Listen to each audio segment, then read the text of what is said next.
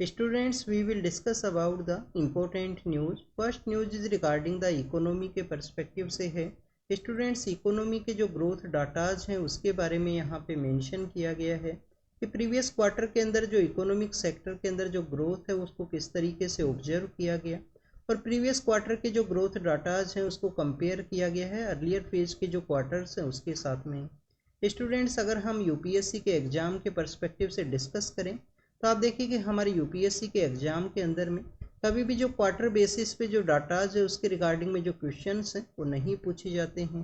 आप देखिए कि कोविड-19 की वजह से इकोनॉमिक सेक्टर के अंदर जो डिस्टर्बेंस का जो सिचुएशन क्रिएट हुआ उससे हमारी इकोनॉमी के द्वारा प्रेजेंट समय में जो रिकवरी है उसको अचीव किया गया है। आरबीआई के द्वारा भी अपना जो मॉनेटरी पॉलिसी कमेटी है, आरबीआई के द्वारा जो मॉनेटरी पॉलिसी कमेटी है उसको रिलीज़ किया जाता है। तो आप देखिए कि उनके द्वारा जो इकोनॉमी का जो ग्रोथ है उसको यहाँ पे ऑब्जर्व किया जाता है। कुछ पैरामीटर्स हैं वो भी बताए जाते हैं आरबीआई के द्वारा कि मानसून है वो सही होना चाहिए, क्योंकि हमारा जो लार्जर फोर्स है वो आपको एग्रीकल्चर के अंदर ही इंगेजमेंट उनका देखने के लिए मिलेगा। मानसून के अलावा आप देखिए कि कोई भी जियोपॉलिटिकल सिचुएशन है वो ना क्रिएट हो। तो इस तरीके से आरबीआई के द्वारा जो कंसर्न्स है उनको रेज किया जाता है। अगर कंप्लीटली स्टेबिलिटी एंड पीसफुल रहा तो इस तरीके से हम जो इकोनॉमी के अंदर ग्रोथ है उसको यहाँ पे ऑब्जर्व करेंगे। स्टूडेंट्स, अगर हम डिस्कस करें कोर एरिया के पर्सपेक्टिव से, अब देखिए कि कोर एरिया के अंदर जो ग्रोथ है वो मोस्ट इम्पोर्टेंट है। कोर एरिया का जो ग्रोथ है उसके बारे में भी यहाँ पे मेंशन किया गया है। हमारा जो आईआईपी इंडेक्स है, इंडेक्स फॉर इंडस्ट्रियल प्रोडक्शन के रिगार्डिंग में, उसका जो 40% वेटेज है, 40 पॉइंट कुछ वेटेज है, जो बेसिकली कोर एरिया के जो 8 कोर सेक्टर्स हैं उनके द्वारा इस वेटेज को कवर किया जाता है। तो हमारे ऐसे कौन से 8 सेक्टर हैं इंडस्ट्रियल सेक्टर के, इंडस्ट्रियल इंडस्ट्रीज के रिगार्डिंग में, जिसको कि कोर एरिया के अंदर काउंट किया गया है? क्या स्टूडेंट्स, हमारा जो सीमेंट इंडस्ट्री है वो भी कोर एरिया का ही पार्ट है? क्या हमारा जो क्रूड ऑयल है वो भी जो कोर एरिया है उसका पार्ट है? क्या आप देखिए कि कोल का जो सेक्टर है? तो इस तरीके से जो 8 कोर सेक्टर्स हैं उनके बारे में आपको जानकारी होना चाहिए। कमेंट सेक्शन के अंदर आप 8 कोर सेक्टर्स है उसके बारे में ज़रूर से बताना। यहाँ पे आप रीड करना कि जो ग्रोथ है वो उसको ऑब्जर्व किया गया है प्रीवियस क्वार्टर के अंदर में, और ज़्यादा कुछ आपको इन्फॉर्मेशन है वो नहीं होना चाहिए, बस पैरामीटर्स के बारे में पता होना चाहिए जिसके बेसिस पे ग्रोथ को ऑब्जर्व किया जाता है। नेक्स्ट, अगर हम बात करें साइक्लोनिक कंडीशन के बारे में है, आप देखिए कि अगस्त के मंथ के समय हमारे यहाँ पे जो साइक्लोन्स हैं वो नहीं देखने के लिए मिलते हैं, स्पेशली जो लैंड ओरिजिनेटेड कि लैंड एरिया के अंदर जो लो प्रेशर का जो सिचुएशन क्रिएट हुआ हो और उसकी वजह से वहाँ पे जो साइक्लोन है वो बेसिकली साइक्लोनिक कंडीशन है वो डेवलप हो। बट प्रेजेंट समय में जो साइक्लोनिक कंडीशन है वो डेवलप हुआ है गुजरात का जो कच्छ का एरिया है वहाँ पे, और आप देखिए कि जो नियर बाई पाकिस्तान का एरिया है वहाँ पे भी आपको जो साइक्लोनिक कंडीशन है वो आपको देखने के लिए मिलेगा। स्टूडेंट्स, इससे अर्लियर फेज के ऊपर में जो लैंड एरिया पे जो लो प्रेशर क्रिएट होने की वजह से जो साइक्लोन क्रिएट हुआ था वो आपको 1974 है, 1964 है, उस समय में आपको देखने के लिए मिलता है। साइक्लोन का जो नेमिंग है वो किस कंट्री के द्वारा किया गया है? पाकिस्तान के द्वारा इस जो साइक्लोन है उसका नेम किया गया है। साइक्लोन असना इसका जो नाम है वो रखा गया है। इसके अलावा स्टूडेंट्स, हमारा जो आंध्र प्रदेश का जो नॉर्दर्न पार्ट है, जो उड़ीसा का जो सदर्न पार्ट है, वहाँ पे भी आप देखिए कि जो साइक्लोनिक कंडीशन है उसके डेवलपमेंट के बारे में न्यूज़पेपर के अंदर मेंशन किया गया है। यहाँ पे काफ़ी सारे लोगों को रेस्क्यू किया गया जो लोकल अथॉरिटीज़ हैं उनके द्वारा, जिससे साइक्लोन का जो इम्पैक्ट है वो ना देखने के लिए मिले। अब हम यहाँ पे डिस्कस करेंगे साइक्लोन का जो नेमिंग है उसके पर्सपेक्टिव से। आप देखिए कि साइक्लोन का नेमिंग के रिगार्डिंग में स्पेशली जो एशिया पैसिफिक का जो एरिया है, एशिया पैसिफिक का जो एरिया है, WMO world meteorological organisation, and आप देखिए कि इकोनॉमिक एंड सोशल जो कमीशन है for Asia Pacific, economic and social commission for Asia Pacific, उनके द्वारा अर्लियर फेज के अंदर 2000 के दौरान में 8 कंट्रीज उनको यहाँ पे जो नेमिंग के लिए अलाउ किया गया था कि आपके द्वारा जो नाम है वो सजेस्ट किए जाएंगे, और यहाँ पे जो क्रोनोलॉजिकल वे में आप देखिए कि नंबरिंग के बेसिस पे नेक्स्ट जो साइक्लोन यहाँ पे ओरिजिनेट होगा उसका जो नाम है उस कंट्री के द्वारा दिया जाएगा। तो बेसिकली ये कौन कौन से कंट्रीज हैं स्टूडेंट्स? बांग्लादेश यहाँ पे है, बांग्लादेश के अलावा आप देखिए कि इंडिया यहाँ पे है, मालदीव यहाँ है और म्यांमार है। मालदीव है, म्यांमार है, इंडिया है, बांग्लादेश है। इसके अलावा स्टूडेंट्स ओमान है, ओमान भी इसका पार्ट है, पाकिस्तान भी इसका पार्ट है। पाकिस्तान के अलावा students Sri Lanka and Thailand, Sri Lanka and Thailand, ये आपको देखने के लिए मिलेंगे। एक बार फिर से इनको याद करते हैं। बांग्लादेश है। आप देखिए यहाँ हम मैप से इसको ऑब्जर्व करेंगे, बांग्लादेश इसका पार्ट है। बांग्लादेश के अलावा स्टूडेंट्स जो हमारा म्यांमार है वो भी इसका पार्ट है। म्यांमार के अलावा स्टूडेंट्स आपको यहाँ पे जो श्रीलंका है वो भी इसका पार्ट देखने के लिए मिलेगा। पाकिस्तान भी इसका पार्ट है। इसके अलावा स्टूडेंट्स श्रीलंका, पाकिस्तान, म्यांमार, बांग्लादेश के अलावा अगर हम डिस्कस करें तो आपको जो मालदीव है, मालदीव भी इसका पार्ट देखने के लिए मिलता है। और आप देखिए कि यहाँ पे जो थाईलैंड है वो भी इसका यहाँ पे पार्ट है। तो ये बेसिकली नेमिंग के बारे में हुआ। 2018 के समय 5 और कंट्रीज हैं जिनको यहाँ पे ऐड किया गया था इस कमीशन के अंदर में, नेमिंग के ही रिगार्डिंग में। वो आप देखिए कि मिडिल ईस्ट के कंट्रीज हैं। यहाँ पे हमने ओमान के बारे में नहीं डिस्कस किया, तो आप देखिए कि जो हमारा स्टेट ऑफ हॉर्मुज है, ओमान यहाँ पे सिचुएटेड है। 5 जो कंट्रीज है जिनको यहाँ पे ऐड किया गया उनका नाम है ईरान है, कतर है, Iran, Qatar, Saudi, United Arab अमीरात और यमन है, उसको वहाँ पे ऐड किया गया है। ईरान है, ईरान के अलावा कतर है, सऊदी है, यूनाइटेड अरब अमीरात है और आप देखिए कि यमन भी इसका पार्ट है। तो ये 5 कंट्रीज हैं। टोटल 13 कंट्रीज हैं प्रेजेंट समय में जिनके द्वारा नेमिंग है वो किया जाता है एशिया पैसिफिक के रीजन के अंदर में साइक्लोन्स के पर्सपेक्टिव से। लैंड ओरिजिनेटेड ये साइक्लोन आपको देखने के लिए मिलेगा आफ्टर द काफ़ी ईयर्स के बाद में, अगस्त के मंथ के समय जो साइक्लोनिक कंडीशंस है वो डेवलप हुआ है हमारे कंट्री के अंदर। आपको मई, जून या आप देखिए कि अक्टूबर, नवंबर के समय में जो साइक्लोनिक कंडीशंस है वो देखने के लिए मिलती हैं। नेक्स्ट अगर हम बात करें पैरा ओलंपिक्स के बारे में है। आप देखिए कि जो समर ओलंपिक्स के कंप्लीट होने के बाद में जो पैरा ओलंपिक्स है उनको ऑर्गेनाइज किया जाता है उसी प्लेस के ऊपर में जो पेरिस है वहाँ पे इनको ऑर्गेनाइज किया गया है पैरा ओलंपिक्स को। तो आप देखिए कि पैरा ओलंपिक्स के अंदर हमारा जो शूटिंग टीम है उसके द्वारा काफ़ी अच्छा जो परफॉर्मेंस है वो किया गया है, गोल्ड मेडल है वो जीता गया है। अवनी मैम है, इनके द्वारा जो गोल्ड मेडल है वो जीता गया है। स्टूडेंट्स पैरा प्लेयर्स के बारे में आपको पता होना चाहिए कि आप देखिए कि उनका क्रेज है कि किस तरीके से इतनी जो हार्श कंडीशंस हैं जो सोसाइटल है वो उनके द्वारा भी आप देखिए कि इस तरीके से रिकॉग्नाइज है वो नहीं किया जाता है। तो उस दौरान में भी उनके द्वारा जो क्रेज, डिटर्मिनेशन एंड डेडिकेशन उनके गेम के रिगार्डिंग में कि कुछ अपना जो नेम है उसको अचीव करना है चाहे कैसे भी जो कंडीशंस है वो डेवलप हुआ हो। तो आप देखिए कि उनका ये जो डिटर्मिनेशन है वो आपको देखने के लिए मिलेगा। अगर हम ओलंपिक्स के पर्सपेक्टिव से डिस्कस करें तो 1896 के समय फर्स्ट टाइम ओलंपिक को ऑर्गेनाइज किया गया था। कहाँ पे ऑर्गेनाइज किया गया था ओलंपिक्स को? ग्रीस के वहाँ पे एक जगह है एथेंस। एथेंस में आपको फर्स्ट ओलंपिक देखने के लिए मिलेगा। प्रेजेंट 2024 के समय ओलंपिक्स कब हुए? पेरिस के वहाँ पे ऑर्गेनाइज किया गया ओलंपिक्स को। क्या हमारे जो ओलंपिक्स हैं वो कंटिन्यूस रहे हैं 1896 से लेकर प्रेजेंट समय तक? तो आप देखिए कि जो ओलंपिक्स है वो कंटिन्यूस नहीं है। वर्ल्ड वॉर फर्स्ट के समय भी ओलंपिक्स है उनको पोस्टपोन्ड किया गया था। वर्ल्ड वॉर सेकंड के समय भी उनको पोस्टपोन्ड कर दिया गया था, कंडक्ट नहीं हुए थे। और आप देखिए कि 2020 के दौरान में जब कोविड-19 का सिचुएशन क्रिएट हुआ तो उस समय भी जो ओलंपिक्स है उनको एक ईयर के लिए चेंज किया गया था। फिर वो 2021 के समय टोक्यो के अंदर वो ऑर्गेनाइज हुए।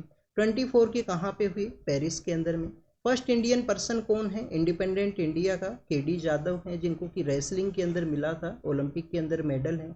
और आप देखिए कि फर्स्ट इंडियन इंडिविजुअल बेसिस पे कौन है जिनके द्वारा गोल्ड मेडल है वो जीता गया हो?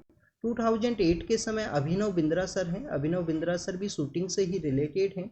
और आप देखिए कि जो अवनी मैम है वो भी शूटिंग से ही रिलेटेड है। पैरा ओलंपिक्स के अंदर इनका जो परफॉर्मेंस है गोल्ड मेडल इनके द्वारा जीता गया है। तो स्टूडेंट्स ये तो ओलंपिक के बारे में हुआ। अब आपके लिए यहाँ पे एक होमवर्क भी है। आप देखिए कि यूपीएससी के द्वारा 2021 के समय फर्स्ट टाइम स्पोर्ट्स से रिलेटेड एक क्वेश्चन पूछा गया था। फिर 2023 के समय भी एक क्वेश्चन पूछा गया स्पोर्ट्स से रिलेटेड। तो आपको पैरा ओलंपिक्स के बारे में एक ज़रूर से पता होना चाहिए कि पैरा जो ओलंपिक्स हैं उनको कब ऐड किया गया है समर ओलंपिक्स के लेटर फेज के अंदर में, कब इनका जो ऑर्गेनाइजेशन है वो स्टार्ट हुआ। तो ये पैरा ओलंपिक्स के बारे में था। आप देखिए कि इंडिया का भी यहाँ पे एक हमारे जो प्राइम मिनिस्टर सर हैं उनके द्वारा भी 15 अगस्त के स्पीच के अंदर भी मेंशन किया गया कि 2036 का जो ओलंपिक है हम हमारे कंट्री के द्वारा ऑर्गेनाइज किया जाए। ये हमारे जो प्राइम मिनिस्टर हैं उनके रिगार्डिंग में आप देखिए कि एडिटोरियल के अंदर भी आज मेंशन किया गया है। नेक्स्ट अगर हम बात करें लेटरल एंट्री के रिगार्डिंग में, आप देखिए कि पॉलिटिकल पार्टीज के द्वारा डिबेट हुआ था कि लेटरल एंट्री को नहीं कंडक्ट किया जाए क्योंकि उसके अंदर रिजर्वेशन का कॉन्सेप्ट नहीं देखने के लिए मिलता है। और आप देखिए उसके बाद में यूपीएससी को गवर्नमेंट के द्वारा कहा गया कि आपके द्वारा जो लेटरल एंट्री का जो एडवर्टाइजमेंट इशू किया गया है उसको आप विड्रॉल कीजिए। बट यहाँ पे स्टूडेंट सामने आया है कि ICAR Indian council of agriculture जो रिसर्च है, आप देखिए कि पूसा के नाम से भी हम इसे जानते हैं। ICAR नाम का जो इंस्टीट्यूशन है वहाँ पे 2700 के आसपास जो साइंटिस्ट हैं, आप देखिए कि उनको यहाँ पे लेटरल फेज के अंदर में रिक्रूट किया गया है। लास्ट 10 to 12 ईयर्स के रिगार्डिंग में यहाँ पे डिस्कशन है। तो स्टूडेंट्स उसी के रिगार्डिंग में डिस्कशन ये किया गया है कि रिजर्वेशन उसके अंदर प्रोवाइड नहीं किया जाता है। रिजर्वेशन आप देखिए कि एक इम्पोर्टेंट है हमारे सोशल जस्टिस को इंश्योर करने के रिगार्डिंग में। सुप्रीम कोर्ट के द्वारा तो कुछ हमारे जो कैटेगरीज हैं, schedule caste and schedule tribe, उसके रिगार्डिंग में जो क्रीमी लेयर का जो कॉन्सेप्ट है वो भी दिया गया था जजमेंट अभी उनके द्वारा रिसेंटली, कि उन सेक्टर्स के अंदर भी जो क्रीमी लेयर है वो ज़रूर से होना चाहिए कि जिन्होंने जो बेनिफिट है वो रिसीव किया है, जिनका फैमिली का एक जनरेशन के द्वारा बेनिफिट को जो रिसीव किया गया है, तो आप देखिए कि वो डोमेन से आउट हो चुके हैं, अच्छा एजुकेशन उन्होंने अचीव किया है और उनको अच्छा अर्निंग का जो सोर्स है वो रहेगा उनका जो जॉब के थ्रू में। तो स्टूडेंट्स आप देखिए अभी गवर्नमेंट के द्वारा उसके रिगार्डिंग में डिसीजन नहीं लिया गया। कंट्री के अंदर जो प्रोटेस्ट है वो भी देखने के लिए मिला था schedule caste and schedule tribe का जो कम्युनिटीज़ हैं उनके द्वारा। नेक्स्ट अगर हम बात करें ICAR के रिक्रूटमेंट के बारे में है, ये जो वर्किंग प्रोसेस के अंदर जो डिफरेंसेज है उसको ये क्रिएट करता है, इस तरीके से जो रिक्रूट किया गया है। बट आप देखिए कि अब आपको एग्जाम के पर्पज़ से क्या पता होना चाहिए, ICAR का जो इस्टेब्लिशमेंट है वो कब हुआ। ICAR का इस्टेब्लिशमेंट कब हुआ स्टूडेंट्स, 1929 या 28 के समय हुआ था इसका इस्टेब्लिशमेंट। आप देखिए कि एक रॉयल कमीशन बनता है, royal commission for agriculture, royal commission for agriculture है वो बनता है। हमारे वर्ल्ड वॉर सेकंड के समय हमारे एक जो वाइसरॉय हुआ करते हैं इंडिया के अंदर में, लिनलिथगो, तो जो लिनलिथगो नाम के जो वाइसरॉय हैं उन्हीं के लीडरशिप के अंदर में रॉयल कमीशन फॉर एग्रीकल्चर है वो बना था 1926 के समय में। उसकी रिपोर्ट को इम्प्लीमेंट करते हुए ICAR को इस्टेब्लिश किया गया था एग्रीकल्चर सेक्टर के अंदर रिसर्च के रिगार्डिंग में।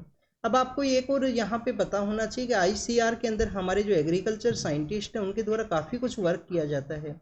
बट आप देखिए कि लैब एरिया के अंदर जो डेवलपमेंट है उसका लैंड के साथ में जो ग्रास रूट लैंड है उसके साथ में जो कनेक्टिविटी है वो नहीं है, और कनेक्टिविटी ना होने की वजह से लैब के अंदर में काफ़ी कुछ प्रोड्यूस किया जाता है। जैसे कि आप देखिए कि आपको एक पूसा जेल के बारे में पता होना चाहिए। पूसा जेल बेसिकली क्या है, पूसा जेल के द्वारा काफ़ी कम वाटर को स्प्रेड किया जाएगा, उसका एक रोल आपको देखने के लिए मिलता है।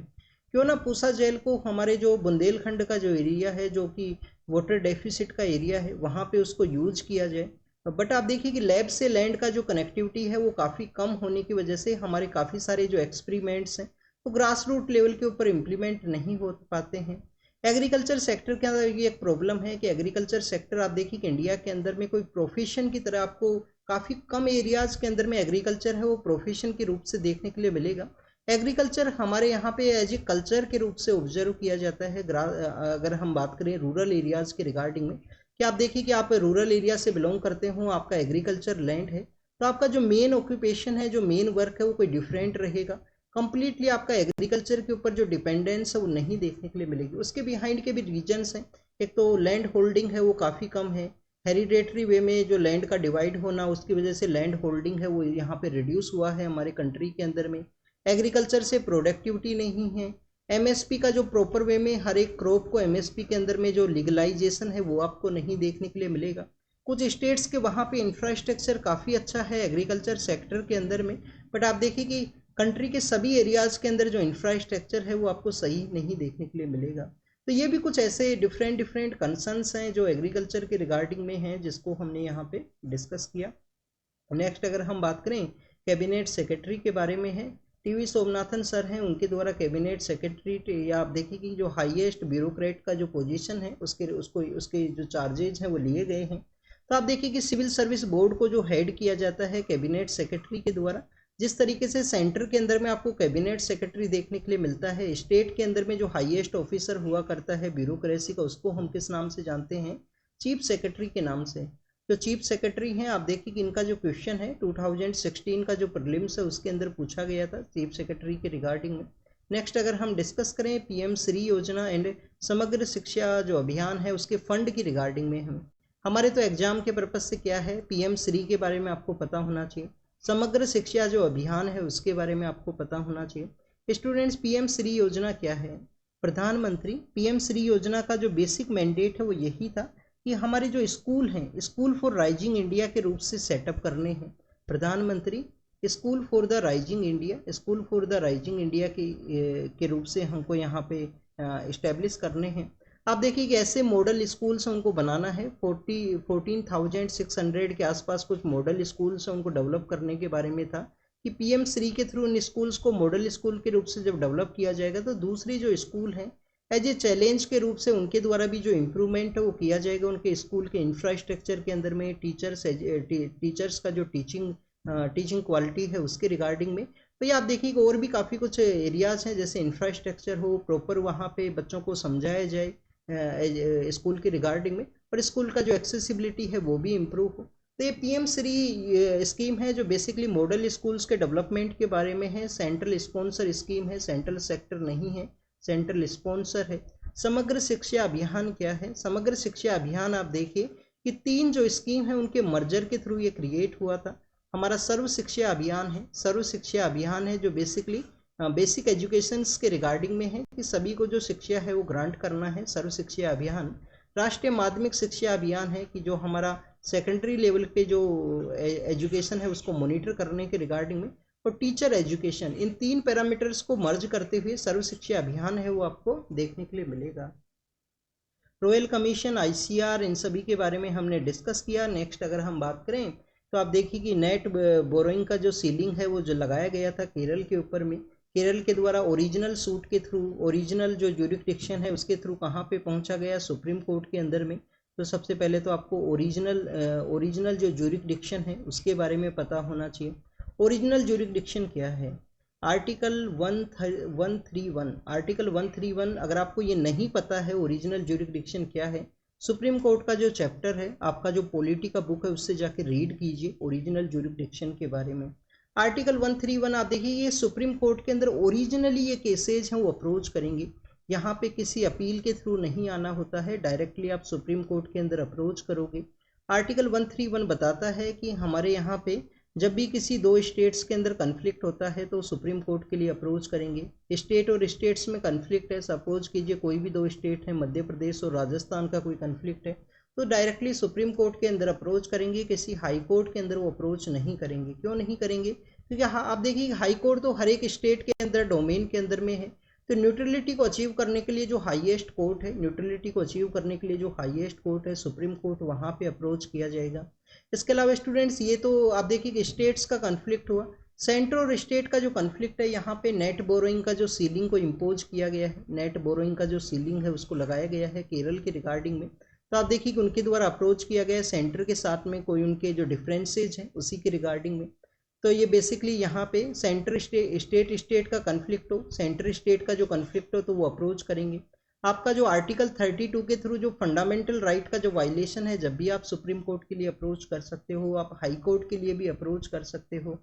इसके अलावा स्टूडेंट्स क्या हमारे यहाँ पे जो हमारा वाटर डिस्प्यूट है, आप देखिए कि कावेरी वाटर डिस्प्यूट के बारे में हम रीड करते हैं कि कावेरी जो नदी है वो आप देखिए कि जो कर्नाटका एंड तमिलनाडु का जो डिस्प्यूट है वो आपको देखने के लिए मिलेगा मैक्सिमम वे में।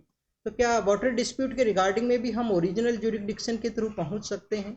तो ये आपको ज़रूर से पता होना चाहिए। आप देखिए कि जब आप उसको रीड करोगे तो वहाँ पे सब कुछ मेंशन है, उसको अच्छे से याद कीजिए। ओरिजिनल ज्यूरिसडिक्शन अगर आपको नहीं पता है तो सुप्रीम कोर्ट का जो चैप्टर है वहाँ से जाके। नेक्स्ट अगर हम बात करें तो यहाँ पे कॉन्स्टिट्यूशनल बेंच के बारे में है। आर्टिकल 145 क्लोज 3 आपको पता होना चाहिए। मिनिमम कितने जज होने चाहिए कॉन्स्टिट्यूशनल बेंच के रिगार्डिंग में? 5 जज। कॉन्स्टिट्यूशनल बेंच के द्वारा क्या डिस्कस किया जाता है? कॉन्स्टिट्यूशन का जो इंटरप्रिटेशन है उसको यहाँ पे डिस्कस किया जाता है कॉन्स्टिट्यूशनल बेंच के द्वारा। मिनिमम 5 जज का जो बेंच है वो होना चाहिए।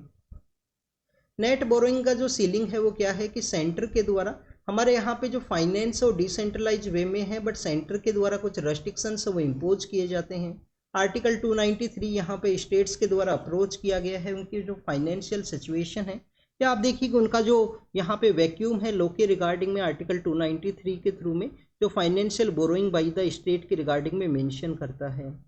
तो ये कुछ अलग अलग प्रोविजंस हैं, अलग अलग आर्टिकल्स हैं जिनके बारे में हमने यहाँ पे डिस्कस किया। अब हम डिस्कस करेंगे ओलंपिक गेम्स के बारे में। आज के जो मैक्सिमम एडिटोरियल्स हैं, आप देखिए कि एडिटोरियल्स के अंदर में यही एक एडिटोरियल है जो कुछ बेसिकली एग्जाम से रिलेटेड है। तो क्या इंडिया आप देखिए कि 2036 का जो ओलंपिक होस्ट करने के लिए कम्प्लीटली प्रिपेयर है? क्या क्या गेम प्लान है हमारा 36 के जो ओलंपिक्स है वहाँ पे होस्टिंग के रिगार्डिंग में? या उसके अंदर हमारे जो स्पोर्ट्स प्लेयर्स हैं उनका जो सक्सेस है उसको मैक्सिमम अचीव कर सकें? स्टूडेंट्स आप देखिए कि इंडिया का जो हमारे जो प्लेयर्स हैं उनके द्वारा काफ़ी अच्छा जो परफॉर्म है वो किया गया। बट अगर हम कंट्रीज़ के साथ में कंपेयर करें तो यूक्रेन के साथ में आप देखना, कभी आप यूक्रेन के जो मेडल्स है वो देखना 2024 के समय में यूक्रेन जो एक कन्फ्लिक्ट के अंदर में है प्रेजेंट समय में, बट उसके जो मेडल्स हैं वो आपको काफ़ी सही है वो देखने के लिए मिलेंगे। तो आप देखिए कि हमारे यहाँ पे कोई भी जो गोल्ड मेडल है वो नहीं रिसीव किया गया है इस ओलंपिक गेम के अंदर में। लास्ट ओलंपिक गेम के अंदर में जो नीरज चोपड़ा हैं उनके द्वारा वो जो गोल्ड मेडल है वो लाया गया था। तो काफ़ी कुछ ऐसे एरियाज हैं जहाँ पे कंसर्न्स भी हैं। 2036 का जो ओलंपिक गेम है उसके ऑर्गेनाइजेशन के रिगार्डिंग में हमारे पीएम सर के द्वारा रेड फोर्ट से एड्रेस भी किया गया। तो हमारे लिए यहाँ पे जो टॉपिक है वो डिस्कशन के रिगार्डिंग में ये है कि आप देखिए कि सबसे पहले तो आपको इंटरनेशनल जो ओलंपिक कमेटी है उसके बारे में पता होना चाहिए कि ओलंपिक का जो फेडरेशन है उसका एक इंटरनेशनल ओलंपिक कमेटी है और उनका जो फ्यूचर के अंदर में कहाँ पे जो ओलंपिक गेम्स है उनको ऑर्गेनाइज करना है। तो जो फ्यूचर होस्टिंग कंट्रीज हैं उसका जो एनालिसिस है फ्यूचर होस्टिंग जो कमीशन है उसके द्वारा डिसाइड किया जाता है। हमारे यहाँ पे अभी जो ट्रैक्स हैं एथलेटिक्स के जो ट्रैक्स हैं जो आप देखिए एथलेटिक गेम्स के रिगार्डिंग में काफ़ी ज़्यादा इंपॉर्टेंट है, उनको डेवलप करने का ज़रूरत है क्योंकि हमारे जो लिमिटेड जो ट्रैक एंड फील्ड के जो इंफ्रास्ट्रक्चर या जो आप देखिए कि जो इंफ्रास्ट्रक्चर लिमिटेड आपको देखने के लिए मिलेगा वर्ल्ड का, अगर हम कंपेयर करें वर्ल्ड के जो वर्ल्ड क्लास जो ट्रैक्स हैं उनके साथ में। इसके अलावा स्टूडेंट्स यहाँ पे ये भी बताया गया कि टोटल 2024 का जो ओलंपिक गेम है उसके अंदर में 329 जो ओलंपिक मेडल्स हैं उनकी रिगार्डिंग में जो मैचेज हैं वो कंडक्ट हुए थे, जिसके अंदर आपको 32 स्पोर्ट्स हैं वो देखने के लिए मिलते हैं। तो आप देखिए कि 329 जो ओलंपिक मेडल्स हैं उसके लिए जो स्पोर्ट्स हैं उनको ऑर्गेनाइज किया गया था, उसके लिए जो गेम्स हैं वो कंडक्ट हुए थे। 32 टोटल स्पोर्ट्स है जिसके अंदर 4 जो एडिशनल जो स्पोर्ट्स हैं उनको भी यहाँ पे इंक्लूड किया गया है। ओलंपिक का जो कमेटी है 2010 के समय में हमने जो कॉमनवेल्थ गेम्स हैं उनको ऑर्गेनाइज किया गया है, तो उसी के बाद में हमारा जो 2010 के जो ओलंपिक गेम्स हैं उनको हमने काफ़ी एफिशिएंट वे में ऑर्गेनाइज किया था। तो आप देखिए उनको किस तरीके से बेटर वे में यूज किया जाए। हमारे जो स्पोर्ट्स प्लेयर्स के बारे में भी यहाँ पे डिस्कस किया गया है कि हमारे ग्रास रूट लेवल के ऊपर जो स्पोर्ट्स हैं उसको किस तरीके से बूस्ट करने के रिगार्डिंग में एक तो आपको खेलो इंडिया जो स्कीम है वो देखने के लिए मिलता है। टारगेट ओलंपिक पोडियम, तो बेसिकली आप देखिए कि ओलंपिक के अंदर में जो गोल्ड मेडल्स हैं कुछ ऐसे सेक्टर्स हैं जहाँ पे मोर जो मेडल्स हैं वो रिसीव हो सके उसके रिगार्डिंग में है। बट खेलो इंडिया के थ्रू जो ग्रास रूट लेवल के ऊपर जो नर्सरी है उसका प्रिपरेशन यहाँ पे किया जाता है। 9 ईयर से लेकर 18 ईयर के जो बच्चे हैं उनके द्वारा इसके अंदर पार्टिसिपेट किया जाएगा। खेलो इंडिया के अलावा आप देखिए कि जो हमारा स्पोर्ट्स कोड आपको देखने के लिए मिलता है, नेशनल स्पोर्ट्स जो डेवलपमेंट कोड है वो भी यहाँ पे स्पोर्ट्स के बूस्ट के रिगार्डिंग में है। तो काफ़ी कुछ ऐसे जो पैरामीटर्स हैं उनके बारे में डिस्कशन किया गया है। 2036 का अगर ओलंपिक गेम इंडिया के अंदर ऑर्गेनाइज होता है तो आप देखिए इंडिया के तो अपना जो स्पोर्ट्स इंफ्रास्ट्रक्चर है उसको भी बूस्ट करना होगा। स्पोर्ट्स के अंदर में जो हमारा स्पेंडिंग है वो भी यहाँ पे इंक्रीज होगा, तो उन सभी के बारे में भी यहाँ पे डिस्कस किया गया है। तो बेसिक इन्फॉर्मेशन आपको पता होना चाहिए। और आप देखिए कि जब भी स्पोर्ट्स के बारे में इस तरीके से डिस्कशन होगा कि यहाँ पे काफ़ी सारे जो पैसे हैं वो खर्च होंगे, तो उसको बेसिकली कंपेयर किया जाएगा इंडिया के अंदर पुअर्टी के साथ में। ऐसे भी एडिटोरियल्स आपको देखने के लिए मिलेंगे। काफ़ी बार हमारा जो चंद्रयान मिशन है जो स्पेस सेक्टर के अंदर जो मिशंस हैं उनको भी कंपेयर किया जाता है। हमारा कंट्री का जो पुअर पर्सनस हैं, हमारा पुअर्टी कितना है, कितना यहाँ पे जो न्यूट्रिशनल प्रॉब्लम्स हैं उसके साथ में आपको काफ़ी बार कंपेयर है वो देखने के लिए मिलेगा।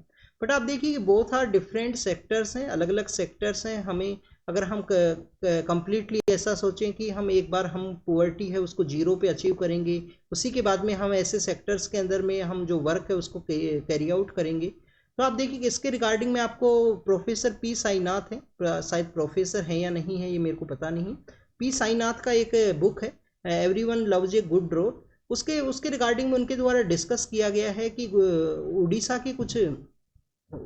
के कुछ बेसिकली जो पुअर जो डिस्ट्रिक्ट्स हैं उनके बारे में उनके द्वारा डिस्कस किया गया है उनका बुक के अंदर में। कि आप देखिए कि वहाँ पे पॉलिसी फ्रेमिंग के अंदर काफ़ी सारा पैसा है वो खर्च हुआ है।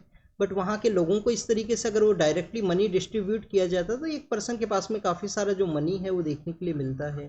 तो ऐसा काफ़ी सारी बुक्स के अंदर में different different theories, different different ways के अंदर में आपको ये जो डिस्कशन है वो देखने के लिए मिलेगा कि ये जो हमारे इस तरीके से कम्प्लीटली जो स्पेंडिंग है वो ना किया जाए, पैसा यहाँ पे खर्च ना हो, पुअर्टी को रिड्यूस करने में हेल्प किया जाए। बट आप देखिए कि पुअर्टी को हम कम्प्लीटली वे में एलिमिनेट करें उससे पहले हम ऐसे एरियाज़ के ऊपर ध्यान ना दें तो ये भी एक बेसिकली बेईमानी होगा इस तरीके से। यहाँ पे हमारे कुछ स्पोर्ट्स, कुछ स्टेट्स के बारे में भी डिस्कशन है। स्टेट्स के बारे में आप देखिए कि उड़ीसा के बारे में डिस्कशन है। उड़ीसा के अंदर में इस तरीके का पुअर्टी का भी प्रॉब्लम है, बट उनके द्वारा हॉकी को जिस तरीके से सपोर्ट किया गया और हॉकी के जो आउटकम्स वो हुए हैं, स्टूडेंट्स लास्ट 2 ओलंपिक मेडल्स के ओलंपिक गेम्स के अंदर में हमारी जो मेंस का जो हॉकी टीम है उनके द्वारा आप देखिए कि ब्रॉन्ज मेडल है वो जीता गया है। जो हमारा वुमेन्स का जो हॉकी टीम है उनके द्वारा भी 4th नंबर जो है उसको सिक्योर किया गया था 2020 के जो ओलंपिक गेम्स है उसके दौरान में। नेक्स्ट अगर हम बात करें यहाँ पे जो तमिलनाडु के जो इंफ्रास्ट्रक्चर है उसके बारे में भी मेंशन है कि तमिलनाडु के वहाँ पे किस तरीके से इंफ्रास्ट्रक्चर को बूस्ट किया गया है, वॉलीबॉल के जो कोर्ट्स हैं उनके रिगार्डिंग में। नेक्स्ट आप देखिए कि स्पेशल इकोनॉमिक जोन के अंदर में, स्पेशल इकोनॉमिक जोन कहाँ पे, आंध्र प्रदेश के वहाँ पे जहाँ पे जो इंडस्ट्रियल ब्लास्ट है वो हुआ है। तो आप देखिए कि फैक्ट्री के अंदर में ह्यूमन कोस्ट को किस तरीके से यहाँ पे एक्सप्लॉइट किया जाता है, उसका जो एक्सप्लॉइटेशन है, कैसे जो सेफ्टी गियर्स हैं उनको नहीं प्रोवाइड किया जाता है फैक्ट्री के अंदर में। और जहाँ वहाँ पे जो वर्कर्स हैं उनका जो लाइफ है आप देखिए कि उसको किस तरीके से एज ए स्टेक के रूप से लगाया जाता है जो एम्प्लॉयर्स हैं उनके द्वारा। तो उसी के बारे में कंप्लीट डिस्कशन है। इस टॉपिक के बारे में ऑलरेडी हम डिस्कस कर चुके हैं कि हमारे जो फैक्ट्री एक्ट हैं, जो हमारे जो बेसिक जो सेफ्टी के जो लॉज हैं उनको नहीं यहाँ पे फॉलो किया जाएगा। अगर आप सेफ्टी गियर्स को भी इंसर्ट कर दिया गया है तो आप देखिए उनका प्रॉपर वे में जो ट्रेनिंग है वो नहीं किया जाएगा, तो इमरजेंसी की सिचुएशन के अंदर उनको यूटिलाइज है वो नहीं किया जा सकता है। नेक्स्ट अगर हम बात करें एससीओ की मीटिंग के बारे में है। एससीओ की मीटिंग के रिगार्डिंग में इंडिया के द्वारा भी जो डिसीजन है वो नहीं लिया गया है कि इंडियन पॉलिटिकल लीडर के द्वारा पाकिस्तान के लिए जाया जाएगा या वहाँ पे मीटिंग को अटेंड किया जाएगा या नहीं। लास्ट टाइम आप देखिए कि 2016 के समय जो सार्क मीटिंग है वो कंडक्ट होता है, बट सार्क मीटिंग का जो फेलियर है टेररिस्ट अटैक की वजह से आपको उसका फेलियर है वो देखने के लिए मिलता है। नेक्स्ट आप देखिए कि हमारे जो minister of external affairs sir हैं उनके द्वारा भी कहा गया है कि पाकिस्तान के साथ में जो यूनिलेटरल वे में जो डायलॉग है वो नहीं हो सकता है प्रेजेंट समय में, क्योंकि जिस तरीके से आप देखिए कि उनके द्वारा जो टेररिस्ट है उनको कंटिन्यूस सेंड किया गया है। तो एक तरफ से आप टेररिस्ट को सेंड करते हो, अदर वे में आप डायलॉग के रिगार्डिंग में डिस्कशंस करते हो, तो टेररिस्ट एंड जो ट्रेड एंड टेररिज्म है वो कंटिन्यूस आपको नहीं देखने के लिए मिल सकता है। एससीओ की मीटिंग के बारे में यहाँ पे डिस्कशन के रिगार्डिंग में और भी कुछ मेंशन किया गया कि उस समय जर्मनी के जो चांसलर हैं वो इंडिया के विजिट के लिए आएंगे। जर्मनी के अंदर जो हाईएस्ट पॉलिटिकल पोस्ट है उसको चांसलर के नाम से जाना करते हैं, तो वो ओलाफ स्कोल्स हैं वो इंडिया के विजिट के लिए आएंगे, उसके बारे में भी यहाँ पे डिस्कशन है। LGBTQ जो प्लस जो कम्युनिटीज़ हैं उन कपल्स के द्वारा आप देखिए कि जो जॉइंट बैंक अकाउंट्स हैं उनको ओपन किया जा सकता है, ये सेंटर के द्वारा कुछ डायरेक्शंस है उनको इश्यू किया गया है। इसके रिगार्डिंग में आप देखिए कि एक केस भी था कि स्पेशल मैरिज एक्ट के अंदर LGBT कम्युनिटी के जो पर्सनस है, LGBT से बिलोंग करने वाले जो पर्सनस हैं उनको बेसिकली जो स्पेशल मैरिज एक्ट के अंदर उनका जो मैरिज है उसको रिकॉग्नाइज किया जाए। स्टूडेंट्स प्रेजेंट समय में जो होमोसेक्सुअलिटी है वो इंडिया के अंदर में आप देखिए कि जो क्रिमिनल एक्टिविटी है वो नहीं देखने के लिए मिलता है। इसका भी एक हिस्ट्री है जो हमारा डिफरेंट डिफरेंट केस हैं, जैसे कि नाज फाउंडेशन का केस है, फिर सुरेश कुमार कौशल का जो केस है, फिर उसके बाद में आप देखिए कि नाज फाउंडेशन केस के अंदर दिल्ली हाई कोर्ट के द्वारा होमोसेक्सुअलिटी को अलाउ कर दिया गया था। फिर सुरेश कुमार कौशल का जो केस है उसके अंदर सुप्रीम कोर्ट के द्वारा उसको डिनाई किया गया। और फिर आप देखिए कि नवतेज सिंह जौहर केस के अंदर में जब हमारा KS पुट्टास्वामी केस के थ्रू में जो प्राइवेसी है उसको अलाउ किया गया, तो होमोसेक्सुअलिटी को एज ए क्रिमिनल ऑफेंस के रूप से यहाँ पे क्रिमिनल ऑफेंस है वो नहीं है वो बताया गया है। एक माइग्रेंट वर्कर है, उनका जो मॉब वायलेंस के थ्रू में आप देखिए कि जो लिंचिंग है वो किया गया, उनको मार दिया गया है काउ विजिलेंटिज्म का जो ग्रुप्स है उनके द्वारा हरियाणा के अंदर में। तो आप देखिए कि जब भी हम मॉब वायलेंस के बारे में रीड करते हैं, जो मॉब लिंचिंग है उसके बारे में रीड करते हैं, तो तहसीन पूनावाला जो केस है, तहसीन पूनावाला केस के अंदर में सुप्रीम कोर्ट के द्वारा जो गाइडलाइंस उनको इश्यू किया गया है स्टूडेंट्स इस तरीके से कोई भी विजिलेंट ग्रुप है, कोई भी विजिलेंट ग्रुप, एक तो आप देखिए कि हमारे डीपीएसपी के आर्टिकल के अंदर बताया गया है, director principle of state policy के अंदर में, जो कि काऊ के जो बेसिकली काल्फ हैं उनको हमें प्रोटेक्ट करना है, उनको प्रोटेक्ट करना है, उनको कंजर्व करना है। गांधीयन ये एक हमारा प्रिंसिपल है डीपीएसपी के अंदर में। नेक्स्ट अगर हम बात करें, आप देखिए कि इस तरीके से जो विजिलेंट हैं, जो अल्टरनेटिव एज ए पुलिसिंग के रूप से या मोरल पुलिसिंग के रूप से जो वर्क करते हैं, वो स्टेट के लॉ एंड ऑर्डर के रिगार्डिंग में काफ़ी ज़्यादा एक डिफ़िकल्ट सिचुएशन है उसको क्रिएट करते हैं। और इस तरीके से जो मॉब वायलेंस है, ये आप देखिए कि काफ़ी बार अपने जो कुछ क्राइम्स के रिगार्डिंग में भी जो मॉब वायलेंस है वो आपको देखने के लिए मिलेगा, अपना कुछ बेनिफिट है उसको रिसीव करने के रिगार्डिंग में इस तरीके से जो मॉब वायलेंस का जो सिचुएशन है वो क्रिएट हो सकता है। तो ऐसे भी काफ़ी बार कंसर्न से उनको रेज किया गया है। आपको तहसीन पूनावाला केस के बारे में पता होना चाहिए। फर्टिलाइजर्स आप देखिए कि उससे काफ़ी सारी प्रॉब्लम्स होती हैं। हमारे जो minister of home affairs sir के द्वारा ये कहा गया है, ऑर्गेनिक फार्मिंग है, वो ऑर्गेनिक फार्मिंग आप देखिए कि जो बेसिकली ऑर्गेनिक फार्मिंग को हमें स्विच करने का ज़रूरत है।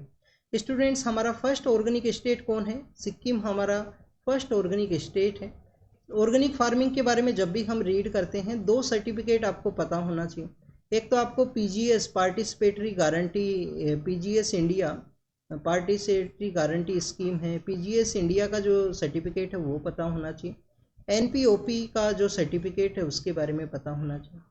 एक सर्टिफिकेट आप देखिए कि हमारे इंटरनल एरिया के अंदर में जो ऑर्गेनिक फूड है उसके रिगार्डिंग में है। एक सर्टिफिकेट जो है हमारा जो बाहर जो ऑर्गेनिक का जो फूड है जो दूसरे कंट्री के अंदर हम एक्सपोर्ट करते हैं उसके रिगार्डिंग में है। तो किस मिनिस्ट्री के द्वारा दिया जाता है? पीजीएस इंडिया का जो सर्टिफिकेट है वो किस मिनिस्ट्री के थ्रू आपको देखने के लिए मिलेगा? और जो एनपीओपी का जो सर्टिफिकेट है क्या मिनिस्ट्री ऑफ कॉमर्स के द्वारा दिया जाता है? इसको ये आपको पता होना चाहिए। क्यों पता होना चाहिए? 2018 का प्रीलिम्स के अंदर एक क्वेश्चन पूछा गया था। ऑर्गेनिक फूड का आप देखिए कि कोई भी आपको जिस तरीके से टू मच फर्टिलाइजर जो केमिकल्स हैं उनका यूज करने की वजह से जो इम्पैक्ट आपको देखने के लिए मिलता है हेल्थ के ऊपर में, कैंसर है, कैंसर के अलावा आप देखिए कि और भी काफ़ी कुछ चीज़ें हैं जो इम्पैक्ट करती हैं बॉडी के अंदर में।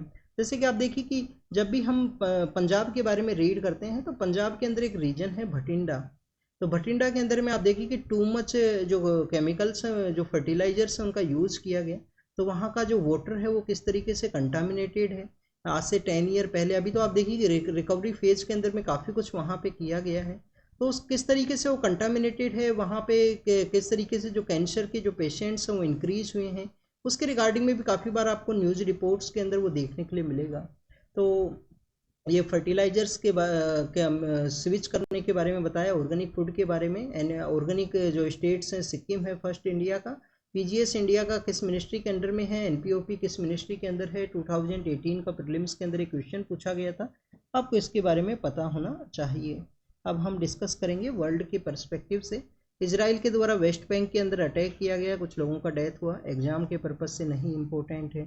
रसिया के रिगार्डिंग में है, रसिया यूक्रेन कन्फ्लिक्ट, एग्जाम के पर्पज़ से ये भी इम्पोर्टेंट नहीं है। एक जर्नलिस्ट है उनके द्वारा क्रिटिसाइज कर दिया गया था कि इस तरीके से वॉर का सिचुएशन नहीं होना चाहिए, रसिया के द्वारा उनको जेल के अंदर सेंड किया गया है। इसके अलावा आप देखिए कि तुर्की के वहाँ पे कुछ आईसिस के जो आईसिस से जो सिंपैथी रखने वाले कुछ पर्सनस उनको मास लेवल के ऊपर डिटेंड किया गया है। तो ये भी एग्ज़ाम के पर्पज़ से ज़्यादा कुछ इम्पोर्टेंट नहीं है। आईसिस के जो चीफ हुआ करते थे उसको 2018 के समय में ऑपरेशन कायला मलूर है उसके थ्रू आप देखिए कि उनको मार दिया गया था यूएसए के द्वारा, यूएस का जो फोर्सेज है उनके द्वारा। कायला मलूर बेसिकली एक जर्नलिस्ट है, उन्हीं के नेम के ऊपर उस मिशन का नाम रखा गया जिनको कि आईसिस के द्वारा उनको उनका जो असैसिनेशन है वो किया गया था। नेक्स्ट अगर हम बात करें जर्मनी के द्वारा, आप देखिए कि जर्मनी हमेशा से जो माइग्रेंट पर्सनस हैं, माइग्रेंट पर्सनस को रिसीव करना, उनको उनके लिए जो अपनी बॉर्डर्स है उनको ओपन करना, ऐसा जो आपको इशू है वो 2014-15 के समय से देखने के लिए मिलेगा। आप देखिए कि जो जर्मनी के द्वारा एक अफगान पर्सन है उनके द्वारा कुछ क्राइम है वो कमिट किया गया था, तो उनको आप देखिए कि ट्रांसफ़र किया गया है तालिबान के द्वारा, जो पावर को टेक ओवर किया गया अफगानिस्तान में, वहाँ पे उनको डिपोर्ट किया गया है जर्मनी के द्वारा। यूएस के प्रेसिडेंट इलेक्शन के बारे में है, एग्जाम के पर्पज़ से ये भी इम्पोर्टेंट नहीं है। और पाकिस्तान का जो साउथ वेस्टर्न पार्ट है वहाँ पे उस रीजन को हम किस नाम से जानते हैं? बलूचिस्तान के नाम से। और बलूचिस्तान के अंदर मिलिटेंट ऑर्गेनाइजेशंस के द्वारा अटैक किया गया था, अब वहाँ पे पाकिस्तान का जो मिलिट्री है उनके द्वारा स्ट्राइक किया गया है, कुछ लोगों का डेथ हुआ है। मिलिट्री का जो एट्रोसिटी का जो न्यूज़ है वो आपको हमेशा देखने के लिए मिलेगा, बलूचिस्तान रीजन के अंदर में। ईरान का जो एरिया शेयर करता है पाकिस्तान के साथ में, वहाँ पे भी बलूचिस्तान रीजन ही सिचुएटेड है, पर उस प्रोविंस का जो नाम है वो क्या है, सिस्तान बलूचिस्तान। और कुछ बलूचिस्तान का जो पार्ट है वो आपको सदर्न पार्ट ऑफ अफगानिस्तान के वहाँ पे भी देखने के लिए मिलेगा। तो ये बलूचिस्तान के बारे में था। पाकिस्तान चाइना पाकिस्तान का जो इकोनॉमिक कॉरिडोर है, ग्वादर जो पोर्ट है वो यहाँ पे सिचुएटेड है। तालिबान के द्वारा आप देखिए कि यूएन के द्वारा कहा गया था कि आपके द्वारा जो इस तरीके से जो रेस्ट्रिक्शंस लगाए गए हैं वुमेन के अगेंस्ट में, उसको आपको रिमूव करना चाहिए। तालिबान के द्वारा उसको ऑपरेट करने से जो मना है वो कर दिया गया है। पैसिफिक आइलैंड्स का जो फोरम का जो मीटिंग है वो कंडक्ट हुआ। पैसिफिक आइलैंड के जो फोरम का जो मीटिंग है उसके अंदर में आप देखिए कि एक तो ताइवान के साथ जो रिलेशंस है वो मेंटेन किए जाएंगे। चाइना के द्वारा कोशिश किया गया कि ताइवान को यहाँ से ताइवान के साथ जो रिलेशंस है वो ना रखे जाएं। यहाँ पे जो पैसिफिक आइलैंड के जो फोरम के जो कंट्रीज हैं उनके द्वारा कहाँ पे मीटिंग ऑर्गेनाइज हुआ, टोंगा के वहाँ पे मीटिंग ऑर्गेनाइज हुआ है। टोंगा कहाँ पे सिचुएटेड है, सपोज कीजिए स्टूडेंट्स ये ऑस्ट्रेलिया है, सपोज कीजिए ऑस्ट्रेलिया है। यहाँ से जो इंटरनेशनल डेट लाइन है वो जाया करता है। यहाँ पे फिजी है, यहाँ पे फिजी है, फिजी के भी यहाँ पे आपको जो टोंगा है वो देखने के लिए मिलेगा। सपोज कीजिए यहाँ पे है, just near the international date line के पास में आपको टोंगा है। यहाँ पे सोलेमन आइलैंड भी है। सोलेमन आइलैंड आप देखिए कि यूएस और चाइना का जो कन्फ्लिक्ट हुआ करता है, और चाइना अपने डोमिनेशन के जो लोग हैं उनको वहाँ पे पावर के अंदर में पावर को कैप्चर करवाना चाहता है। यूएस के द्वारा भी वही एफर्ट्स वहाँ पे लगाए जाते हैं। और पाकिस्तान के द्वारा आप देखिए कि China Pakistan economic corridor area के रिगार्डिंग में कुछ रोड कॉन्ट्रैक्ट्स के रिगार्डिंग में रिलैक्सेशन किया गया है। तो ये तो एग्जाम के पर्पज से बिल्कुल भी इम्पोर्टेंट नहीं है। तो this is all about the today's newspaper discussion. आप रीड कीजिए, रिवाइज कीजिए। एक तो आप देखिए कि ये जो पैसिफिक आइलैंड का जो न्यूज़ है इसके अंदर जो जो आइलैंड्स के बारे में मेंशन है ना, उनका लोकेशन आप ज़रूर से देखना कि टोंगा कहाँ पे है, सोलेमन आइलैंड कहाँ पे है। अब आप देखिए यहाँ तो आप देख लोगे, मैंने बता दिया ये ऑस्ट्रेलिया है, यहाँ पे सोलेमन आइलैंड है। बट आप जब खुद से एक बार इनको गूगल करोगे, अपने एटलास के अंदर देखोगे, तो आपको ये ज़्यादा अच्छे से समझ में आएंगे, ज़्यादा अच्छे से आपको याद रह पाएंगे। तो this is all about the newspaper discussion. Thank you students, thank you very much.